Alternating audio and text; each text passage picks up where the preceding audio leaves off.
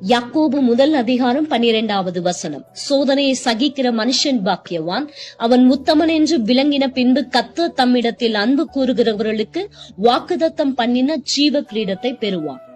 சோதனைகள் எல்லா மனுஷருடைய வாழ்க்கையிலும் சோதனைகள் உண்டு. பைபிள்ல எடுத்துக்கோங்க, எல்லாருமே ஆதாம் முதற்கொண்டு அப்போஸ்தலர்கள் வரைக்கும் சோதனைகளின் வழியாக கடந்து போனாங்க. அதுல சோதனையில விழுந்து போனவங்களும் உண்டு, சோதனையை ஜெயித்தவங்களும் உண்டு. நமக்கு பெஸ்ட் ரோல் மாடல் நம்முடைய ஹீரோ ஆண்டவராக இயேசு கிறிஸ்து. அவர் எல்லா விதத்திலும் சோதிக்கப்பட்டு எல்லா சோதனைகளையும் ஜெயித்தார்.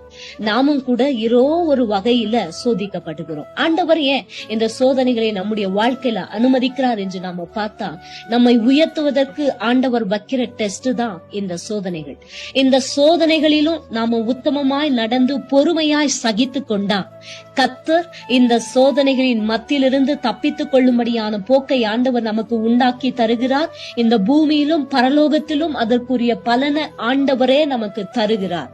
உத்தமமாய் நடக்கிறவர்களுக்கு நன்மையை வழங்காம ஆண்டவர் இருக்கவே மாட்டார். அவர் நீதியுள்ள தேவன்.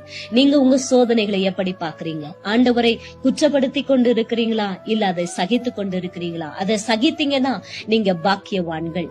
உங்க சோதனைகளில தான் உங்க ஆசீர்வாதம் அடங்கி இருக்கு. அதை பொறுமையா சகித்துக் கொள்ளுங்க. கர்த்தர் நிச்சயம் உங்களை விடுவிப்பார். ஆமென்.